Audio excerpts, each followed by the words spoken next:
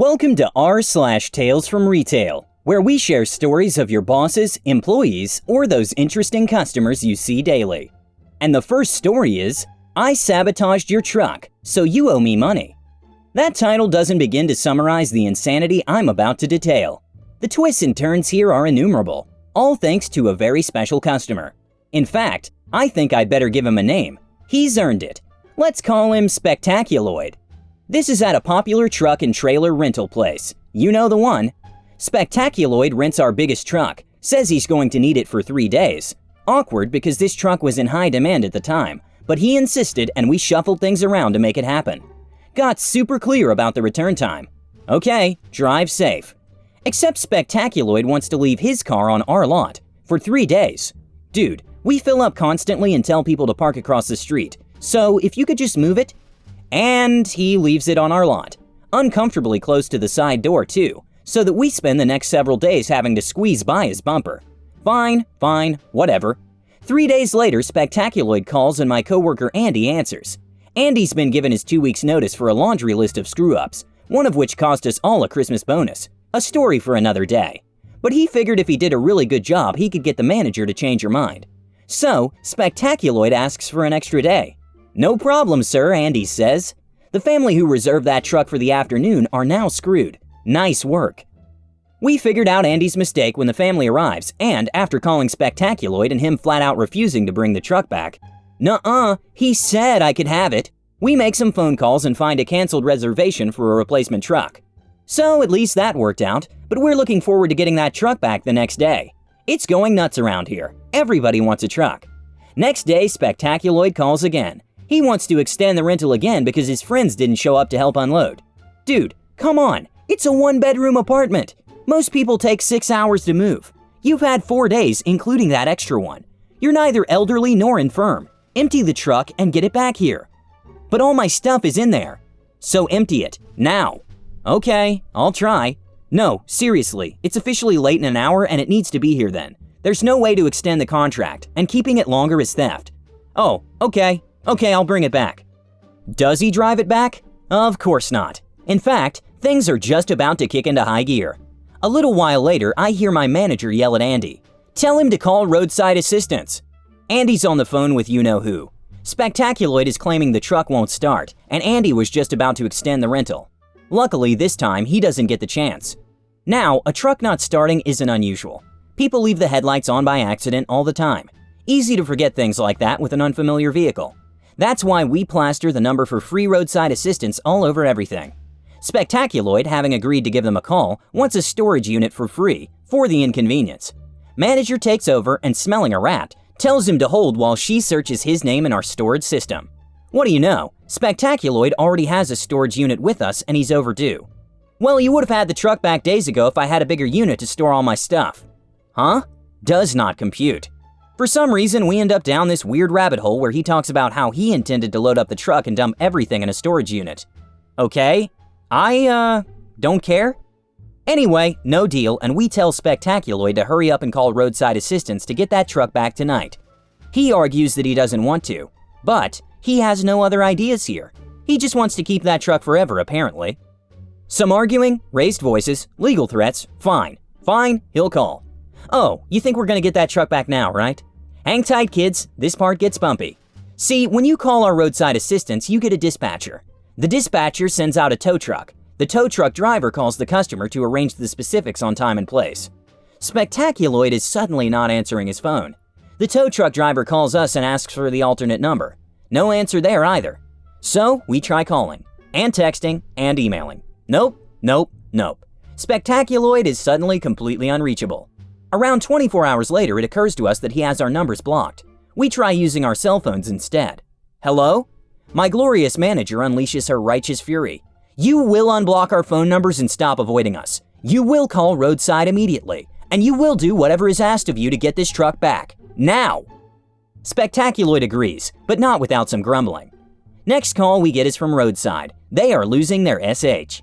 List of complaints includes: Number 1. The truck is jammed between 2 buildings and he's not sure how it's physically possible that Spectaculoid got it in there. The sides are almost touching. Number 2. There's no conceivable reason he would have jammed it in there. It made loading and unloading the back impossible. And it's not like it was a hiding place, it just plain doesn't make any sense. Number 3, he can't even get in the truck. The doors won't open. He can't figure out how Spectaculoid got out of the driver's seat once he parked it. Number 4, the superintendent is screaming at the tow truck driver the whole time because he wants it out now. Apparently, he's been fining Spectaculoid over $100 a day to get it out of there. Number 5, the driver needs to leave to get a special winch to pull it out of there, which sent the superintendent into a total hysterical fit. Number 6, when he got it out to the road and climbed in it to try starting it, he saw that Spectaculoid had ripped the starter out of the engine and left it on the floor. WTF. As the layers of confusion and utter bafflement wash over us, we arrange for the truck to be towed to our lot, with the back facing the storage unit, so it can be unloaded ASAP. Okay, we call Spectaculoid. Hey, so why the heck did you rip the starter out of the engine? Oh, that? Well, I figured I had to in order to get roadside to come out. What?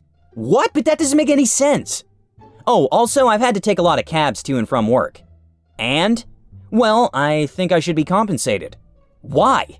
Well, because the truck wasn't working. Setting aside the fact that you did that yourself, why didn't you just get your car from our lot? Oh, it doesn't work. We deny his request for days of cab fare. So now you're thinking, hey, at least it's all finally settled, right? Well, there's still several days of procrastination until he unloads his truck into the storage unit, and the massive repair bill, which also covers a big fresh gash along the top of the truck from scraping against the building. And one last fun thing, Andy's final contribution to the saga. Spectaculoid was allowed to move into the storage unit without the usual deposit. And while he has spoken on the phone with us about it, he's been carefully avoiding coming by while we're open to avoid making the payment. So all his stuff is locked up until he pays. If we don't get a payment, it'll all go to auction next month.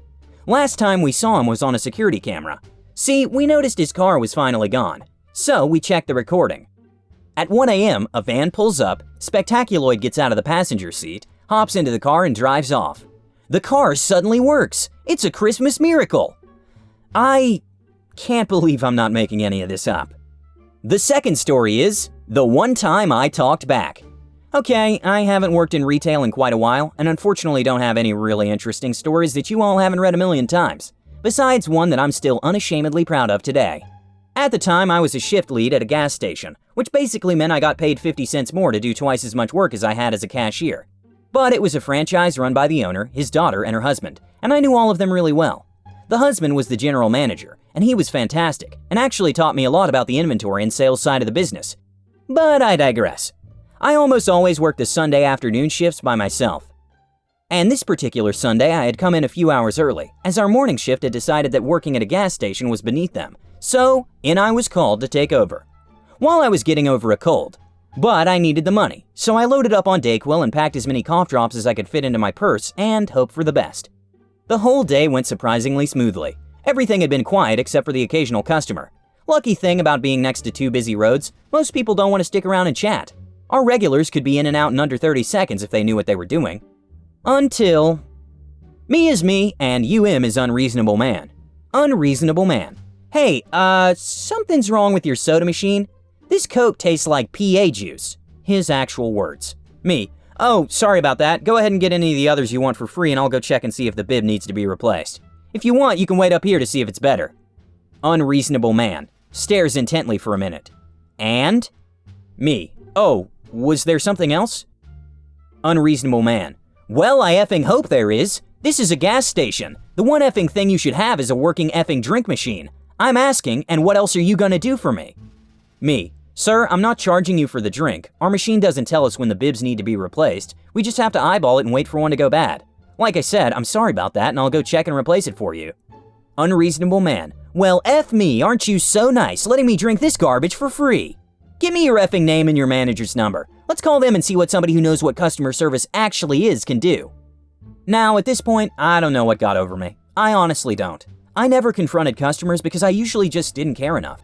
Maybe it was the exhaustion or the cold medicine or something, but I just decided I'd had enough. Me. Yeah, no, I'm not gonna do that. Unreasonable Man. Eyes practically bulging out of his head. What did you say to me? Me. Look, sir, I don't know what you expect to happen from calling my manager, but I'm sick and have been working at this place for the past 11 hours straight, and will be here for another 2 before my relief comes in. I don't want to deal with you, and neither does he. It's 8:30 at night, he's eating dinner with his family, I'm not bothering him with this because frankly, it doesn't matter to him. You could literally never come back and nobody here would ever care. I know the manager and the owner personally, and the worst that'll happen is they tell me I shouldn't have given you a free drink because that affects our sales. So yeah, I'm not gonna do that. Have a nice day. Unreasonable man said a few more choice swears, but then stormed off when I decided to just ignore him. Still have no idea what came over me, but D if I'm not still proud of it. Thanks for the attention, you guys. Hope you like these stories. See you next time.